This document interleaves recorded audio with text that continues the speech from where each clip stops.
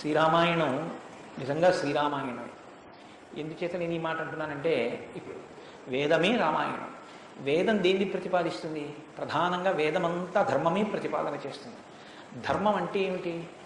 ధ్రియతేవా జనైరితి ధర్మం అని అమరకోశం. ధర్మం అంటే తెలుసుకోవడం ధర్మంలో ఒక భాగం. కేవలం తెలుసుకోవడం ధర్మం కాదు.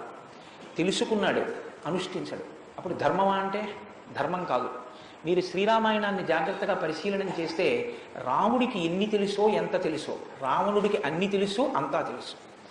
కానీ రాముడి ముందు రావణుడు ఎందుకు నిలబడలేకపోయాడు? ఒక్కటే కారణం, తాను తెలుసుకున్నది తాను విన్నది అనుష్ఠించాడు రామచంద్రమూర్తి. తాను విన్నది తాను తెలుసుకున్నది తన సౌకర్యానికి అనుగుణంగా మార్చుకుని దబాయించి బ్రతికే ప్రయత్నం చేస్తాడు రావణాసుడు. ధర్మాన్ని మీరు తెలుసుకోవడం ప్రధానం ఎంతో, దాన్ని అనుష్ఠించడం కూడా అంతే అవసరం. అనుష్ఠానానికి పనికిరానటువంటి ధర్మం ఉపయోగం లేనిది అవుతుంది. కాంచన లంక ఉంది, అంత బలగం ఉంది, అంత గొప్ప సుఖాలు అనుభవించాడు, 10 తలకాయలు ఉన్నాయి, గొప్ప తపస్సు ఉంది, ఈశ్వరుడి యొక్క అనుగ్రహాన్ని పొందాడు, పరమేశ్వరుణ్ణి సాకారంగా దర్శనం చేశాడు, పుష్పక విమానం ఎక్కి ప్రపంచమంతా తిరిగాడు. చిట్ట చివరికి ఏమయ్యాడు? అధర్మాన్ని పట్టుకున్నందుకు కడుపున పుట్టినటువంటి బిడ్డల దగ్గర నుండి భార్య చిట్ట చివర ఏడుస్తూ యుద్ధభూమిలోకి వచ్చి నువ్వు అధర్మాన్ని పాటించడం వల్లే ఇటువంటి చావు చచ్చావని మండోదరి గుండెలు బాదుకుని ఏడ్చేటటువంటి స్థితిని రావణుడు పొందాడు. ప్రతి క్షణం ధర్మాన్ని అనుష్ఠించాడు. ఎంత ఓపికగా అనుష్ఠించాడంటే ఎన్ని కష్టాలైనా రాని ఆయనకి కావలసింది మాత్రం ఒక్కటే, ధర్మం. ధర్మమా సుఖమా, ధర్మమా కష్టమా, ధర్మమా ప్రయోజనమా, ధర్మమా అడ్డదారా, ధర్మమా కోరిక తీరడమా, మీరు పక్కన ఏమి పెట్టి చూడండి, శ్రీరామచంద్రమూర్తి జీవితం అంతా ఒకటి, ధర్మమే. వాళ్ళన్నాడు, సుగ్రీవుడితో ఎందుకు స్నేహం చేశావు? నాతో స్నేహం చేస్తే రావణాసురుణ్ణి నిగ్రహించి నీ భార్యని వెంటనే ఇప్పిద్దును, ఎందుకు సుగ్రీవుడితో స్నేహం చేశావని అడిగాడు. నాకు కావలసింది ధర్మం, అధర్మాన్ని పాటించేటటువంటి నీతోటి స్నేహం వల్ల నా భార్యని తెచ్చుకోవడం నాకు అక్కర్లేదు, అందుకు నిన్ను నిగ్రహించానన్నాడు. తండ్రి మరణించాడు, చెక్కు చెదరలేదు. భార్యను అపహరించారు, చెక్కు చెదరలేదు. రాజ్యం పోయింది, చెక్కు చెదరలేదు. జటాయువు మరణించాడు, చెక్కు చెదరలేదు.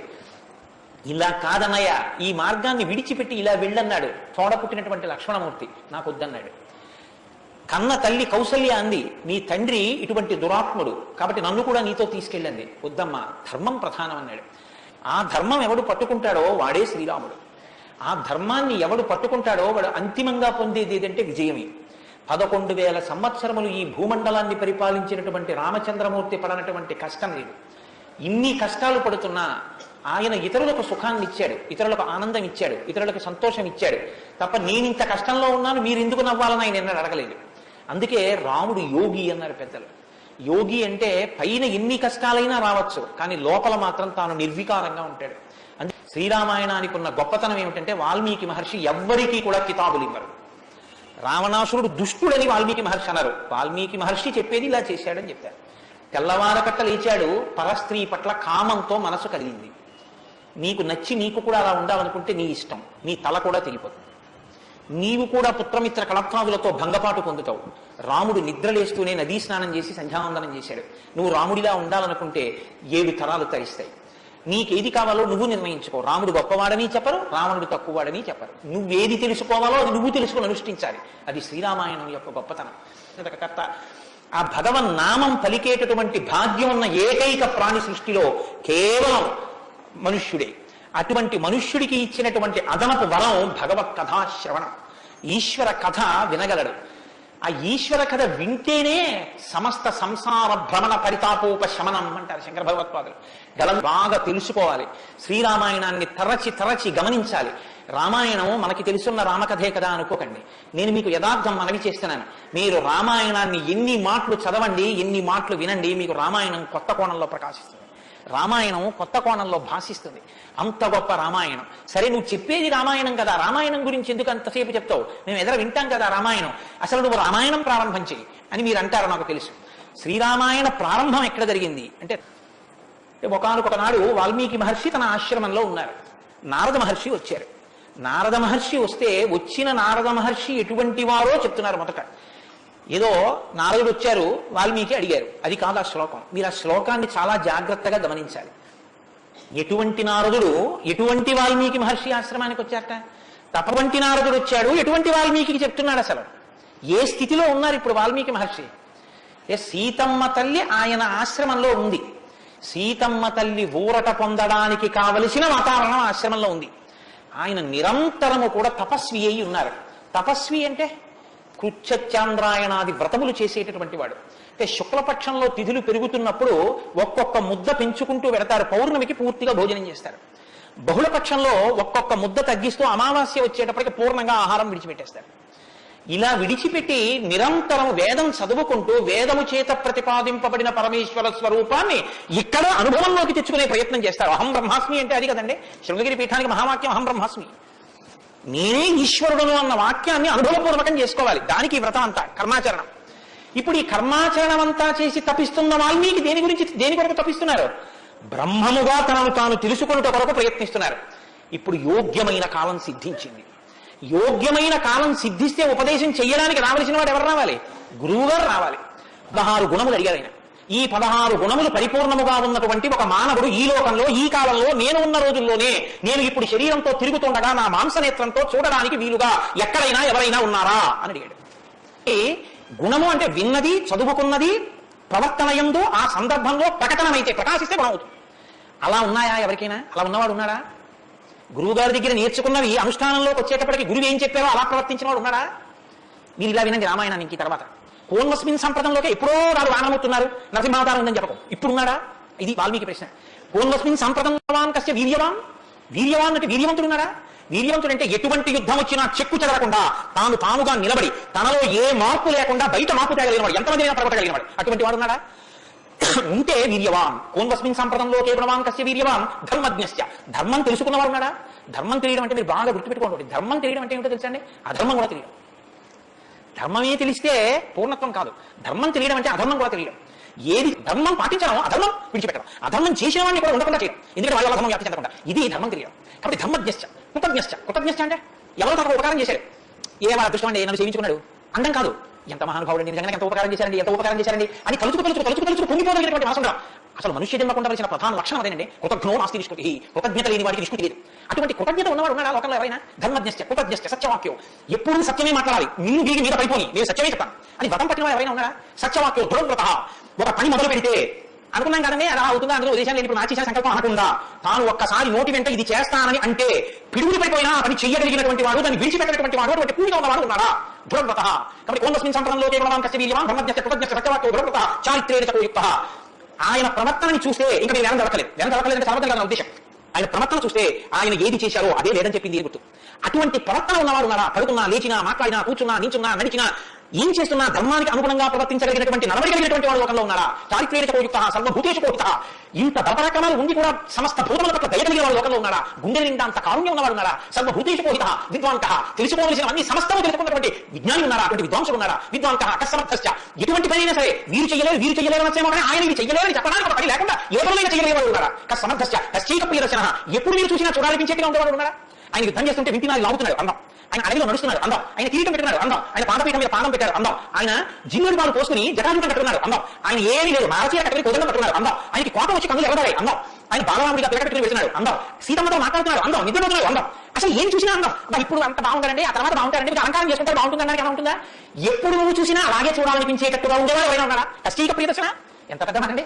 నిద్రపోతుంటే చూసావు, నిద్రపోతుంటే చూడాలంటే ఆయన సౌందర్యం. ఆ మాట ఎవరికైనా ఉంటుందండి లోకంలో? ఏమన్నా ఆయన నిద్రపోతుంటే ఎంత బాగుంటారండి అంటారా? ఏమన్నా ఆయన నిద్ర లేచి ఒళ్ళు విచ్చుకుంటుంటే చూడాలంటే ఆయన అందం ఎవరికైనా ఉందా? ఆయన యుద్ధం చేస్తుంటే చూడాలంటే అందం ఎవరికైనా ఉంటుందా? ఎంతటి అంతగాడు రామో ఆయన పుంసాంబోహన రూపాయ పుణ్య శ్లోకాయ మంగళం. ఆడవాళ్ళు మోహించారు కాదు, పురుషులు మోహించారు ఆయన అంత అంతగాడు.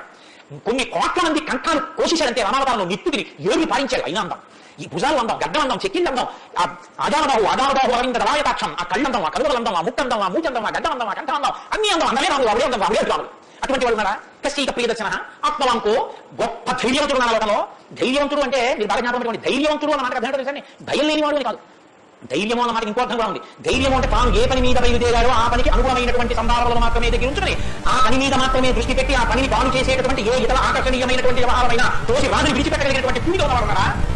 నేను ఎడపతీపతం చేస్తానన్నాడు, భార్య రావణాసుడితో పోయాడు, చాలా మంది వచ్చి నిలబడ్డారు. మా నాన్నగారు దక్షిణ నాయకులు, మా వంశంలో చాలా మంది దక్షిణ నాయకులు, మా ఆవిడ దగ్గర లేదండి అని ఏమైనా పొరపాటు పడ్డా? తాను ఏది అన్నాడు రామో భిన్నాభిభాషతే, 2 మాటలు రామమ్మ అన్నాడు అంతే లోకంలో అవతార పరిసమాప్తి వరకు అంతే. అలా ఉండగలిగిన వాడు ఉన్నారా? ఆత్మవాంకో జితక్రోధో. కోపాన్ని గెలిచిన వాడు ఉన్నారా? కోపాన్ని గెలవడం ఏంటంటే ఎదురుగా వచ్చి నిలబడుతుందా కోపం? ఎలా గెలుస్తారు? అంటే క్రోధం ఎక్కడి నుంచి వస్తుందో మూలస్థానాన్ని గుర్తిరగడం, వికార కారణాన్ని తెలుసుకోవడమే క్రోధాన్ని గెలవడం. అంటే మీరు చూడండి, నాకండి ఎంత కోపం వచ్చేసిందో అంటారు. ఎంత కోపం వచ్చేసిందో ఎక్కడి నుంచి వచ్చింది? ఇక్కడి నుంచే రావాలి కోపం. ఇక్కడి నుంచి రావడానికి అనువైన అవకాశం, వాతావరణం విస్తే రావడానికి సిద్ధంగా ఉంటుంది, మంట పుట్టడానికి సిద్ధంగా ఉన్నట్టుంటుంది. నువ్వు అది పుడితే ఎంత వికారంగా ఉంటావో, నీ ముఖం ఎలా ఉంటుందో, ఎంత జీవించుకుంటుందో, ఎలా అరుస్తావో, నీ చేతులు ఎలా ఉంటాయో, ఓసారి ఆ టైంలో వీడియో తీసి చూసుకో ఎలా ఉంటుందో. అసహ్యం వేస్తుంది మనకి అదేంటంటే అలా ఉన్నాను అనిపిస్తుంది. ఇన్ని వికారములు ఇది వస్తే వస్తున్నాయని తెలుసుకుని అది రాకుండా తొక్కి పెట్టగలిగిన వాడు ఉన్నారా? అలా ఉంటే జితక్రోధో అలాంటి వాడు ఉన్నారా లోకంలో? ఆత్మవాంకో జితక్రోధో ద్యుతిమాంకో అపారమైనటువంటి కాంతి కలిగిన వాడు ఉన్నారా? ద్యుతిమాంకో అసూయ, అసూయని గెలిచిన వాడు ఉన్నారా? తనకన్నా గొప్పవాడు కనబడితే మహాత్ములు ఎంత గొప్ప పరిశ్రమ చేశారో, ఇంత గొప్పవాళ్ళు అయ్యారని నమస్కారం చేసి తెలుసుకోవాలి. తనకన్నా తక్కువ వాడు కనబడితే ఈశ్వరానుగ్రహంతో బుద్ధిలోకి రావాలని వాడు. కింద వాడిని చూసి అహంకరించకూడదు, పై వాడిని చూసి అసూయపడకూడదు. ఈ రెండు ఉన్నవాడు ఉన్నారా? ద్యుతిమాంకో అసూయ కస్య బిభ్రతి దేవాస్తే దాదా వశస్య సంవిధే. కోపం లేని వాడికి కోపం ఎలా వస్తుంది? అంటే కోపం తెచ్చిపెట్టుకోవడం పెట్టాలి. ఎందుకు పెట్టించాలి? ఏదో పని చక్కటంటే కోపం వచ్చేటో అంటారు. అన్ని మన మొదలైన కోపం వచ్చిందని హడిపోయి అందరూ జాగ్రత్త ఉంటారు.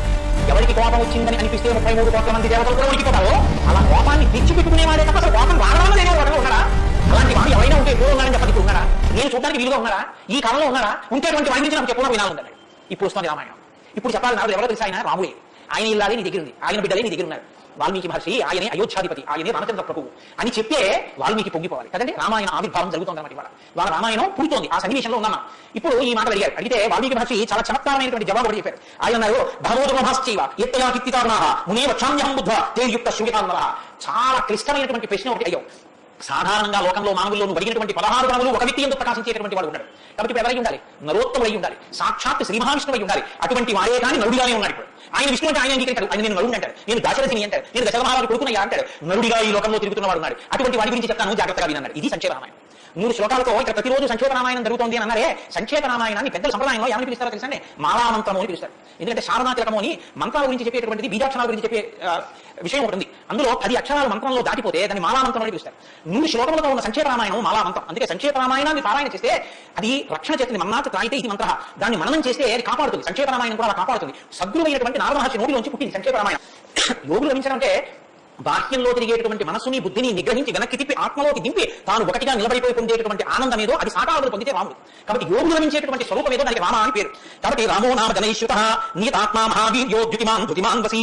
నువ్వు చెప్పినటువంటి గుణములన్నీ ఉన్నవాడు. దానితో పాటుగా వసి ఇంద్రియములను నిగ్రహించినటువంటి వాడు. ఇంద్రియాలను నిగ్రహించడం అన్న మాట మీరు రామాయణంలో చాలా జాగ్రత్తగా గమనించి తెలుసుకోవచ్చు. ఇంద్రియాలను నిగ్రహించడం అంటే ఏంటో తెలుసండి?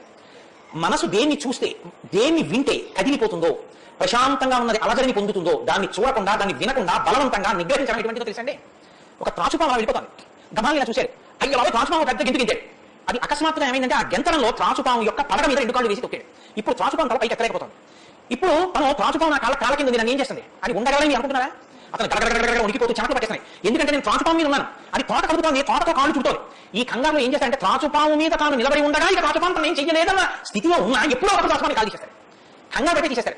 ఎప్పుడో అప్పుడు కాలు తీయడం కోసమే పాము చూస్తుంటుంది, కాటు వేసేసి పుట్టపడలేదు. అది అక్కడ పెట్టడం. రావణుడు చేసే తపస్సు, రావణుని యొక్క ఇంద్రియ నిగ్రహం అటువంటిది. బలవంతంగా అణిచిపెడతాడు. అవకాశం రాగానే అది ఒక్కసారి జడలు విప్పి ప్రళయతాండవం చేసి రావణుడి పండుగలు చెప్పింది. మన సొంతంగా రాముడు ఎలా విచారణ చేసి అర్థమనర్థం భావయనిత్యం అంటారు శంకరాచార్య గారు. నారీస్తన ఫలనాభీదేశం దృష్ట్యా మోగా మాగా మోహావేశం ఏతత్ మాంస రసాది వికారం మనసి విచింత్య వారం వారం అంటారు. మనసు దేని చేత కదిలిపోతుందో దాని యథార్థ స్వరూపాన్ని బాగా విచారణ చేస్తారు. విచారణ చేసి ఈ పాటి దానికా నా ఒంట్లో ఉన్నటువంటి శక్తి అంతటినీ ఖర్చు చేసేస్తున్నాను అని మనసుని మరల్చే ప్రయత్నం చేసి ఆ వస్తువు తన కళ్ళ ముందు కనపడినా ఇంకా ఆయన మనసు చెక్కు చెదరదు, ఆ స్థితిలో ఉంటాడు. ఇది శంకరాచార్య వారు నేర్పుతారు. లోకానికి గురువు చెప్పే మాట అలా ఉంటుంది. ఆయన ఎంత చమత్కారంగా అన్నారు చూడండి. నారీస్తన భరణాభీదేశం దృష్ట్యా మోగా మోహావేశం. ఎందుకంత వెలికిపోతున్నావు? ఎవరు ఒంట్లో ఉండి ఓపిక ఉన్న కాలంలో నీ శరీరం కన్నా స్త్రీ శరీరంలో 2 వికారాలు ఉన్నాయి. శరీరపు ఊర్ధ్వభాగంలో 2 చోట్ల మాంసపు ముద్దలు పైకి పడవలించాయి. శరీర అధోభాగంలో మాంసపు కొంత లోపలికి వెళ్ళి ఉంది. ఈ 2 వికారాల కోసం నీ శరీరంలో ఉన్న సమస్త శక్తిని నశింపచేసుకున్నావు. ఇది దానికి నరజన్మ ప్రయోజనం. మనసు విచింత్య వారం వారం. దీన్ని బాగా ఆలోచించు అన్నది. ఇది పట్టుకుందనుకోండి, కంటిని మనసుని కంటితో చూడడం వల్ల కదపగలిగిన మనసుకి ఇప్పుడు ఆ వస్తువు కనపడినా ఇక మనసు కదలదు. ఇది ఇంద్రియ నిగ్రహం అంటే.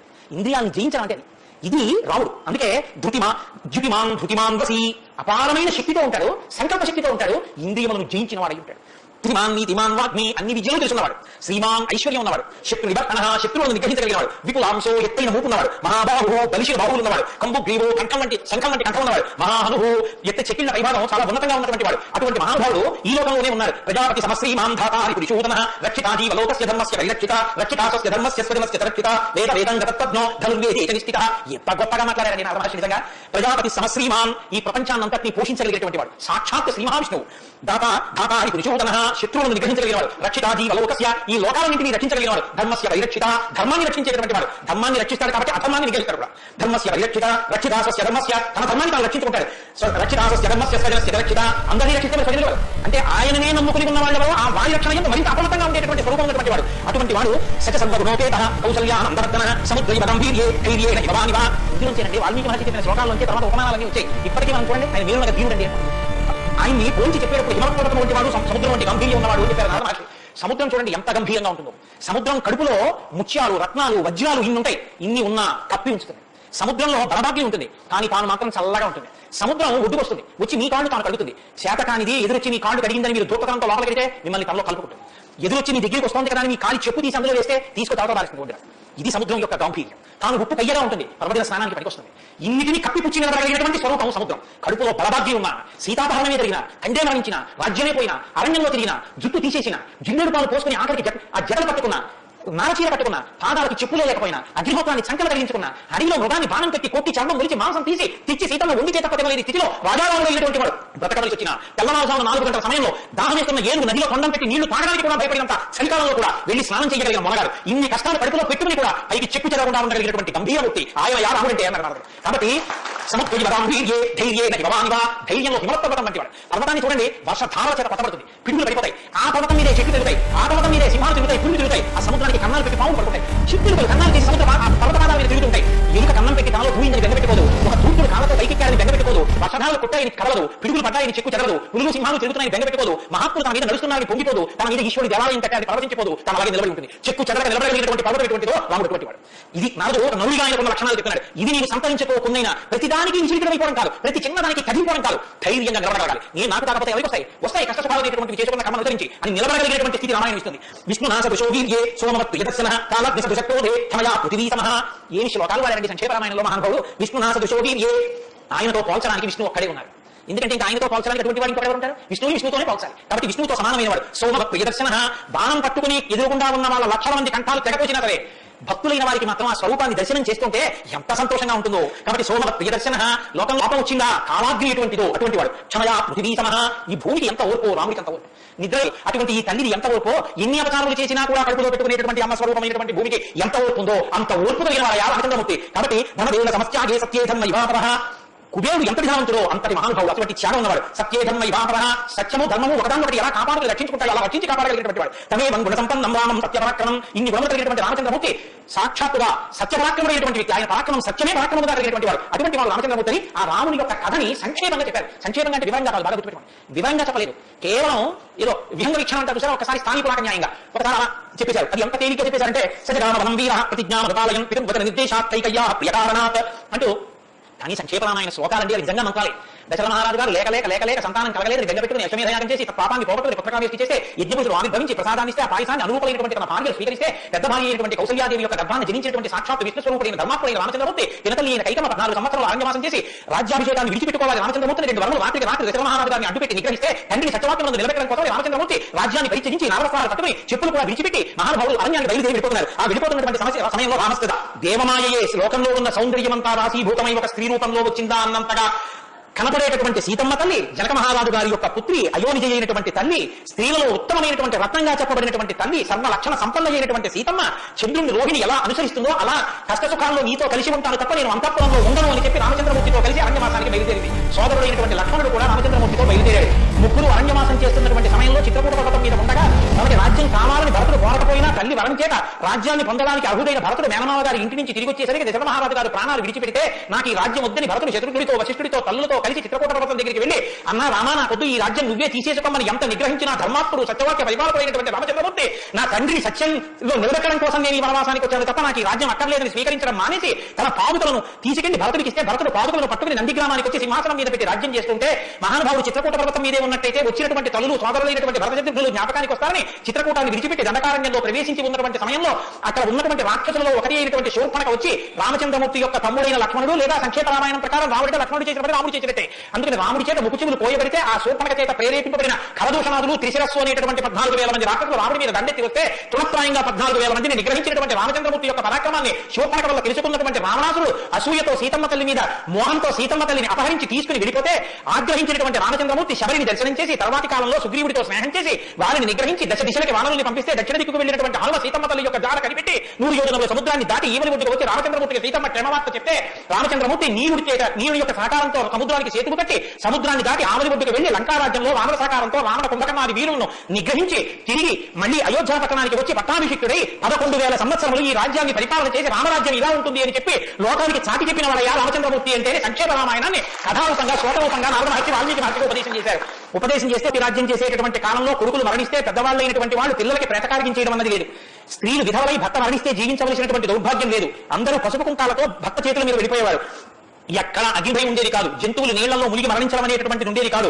వాతభయం కానీ, అనారోగ్యాలు కానీ, జ్వరాలు ఏర్పడడం కానీ, భయంకరమైన వ్యాధులు పడమరించడం కానీ, దొంగతనం కానీ, క్షుద్బాధ కానీ, ఆకలితో అలమటించడం కానీ, అశాంతి కానీ లోకంలో ఎక్కడా లేవు. అశ్వమేధాది యాగములను చేసి ఎంతో మంది బ్రాహ్మణులకి బంగారాన్ని దానం చేశాడు. గలాం కోట్యుతం దత్వా బ్రహ్మలోకం ప్రయాస్యతి అసంఖ్యోయం ధనం దత్వా బ్రాహ్మణేభ్యో మహాయశాః. కొన్ని కోట్ల రోజులు దానం చేశాడు. కొన్ని కోట్ల బంగారు నాణ్యులు దానం చేశాడు. దశవర్ష సహస్రాణి దశవర్ష శతాని చ రామో రాజ్యముపాసిత్వా బ్రహ్మలోకం గమిష్యతి. రామో రాజ్యముపాసిత్వా రాజ్యాన్ని ఉపాసన చేశాడు మహానుభావుడు. అంత గొప్ప పరిపాలన చేసి 11,000 సంవత్సరాల పరిపాలన తర్వాత బ్రహ్మలోకాన్ని చేరుకున్నాడు. ఇదం కొడుకుల్ని మనవల్ని చూసిన తర్వాత 3 తరాలు చూసిన తర్వాత సంతోషంతో సుఖశాంతులతో యమనందు జీవించి ఆఖరణ తేలికగా శరీరం నుంచి ప్రాణం విడిపోయి జీవుడు సంతోషంగా భగవన్నామని చెప్తూ స్వర్గలోకాన్ని చేరుకుంటాడు. ఇంతటి గొప్ప అనుభూతిని ఐశ్వర్యాన్ని అనుగ్రహించగలిగినటువంటి శక్తి కలిగినటువంటిది రామాయణం. కాబట్టి ఎల్లరూ ఈ రామాయణాన్ని చదువుకోవాలి, వినాలి, ధరించాలి అని నారద మహర్షి వాల్మీకి మహర్షికి చెప్తే తదేక ధ్యానంతో ఆ మాలామంత్రంగా వినపడిన సంక్షేప రామాయణాన్ని విని పొంగిపోయిన హృదయంతో తన్మయత్వంతో ఉన్నటువంటి వాల్మీకి మహర్షి యొక్క స్థితి దగ్గర ఇవాళ ఉపన్యాసాన్ని పూర్తి చేస్తున్నారు.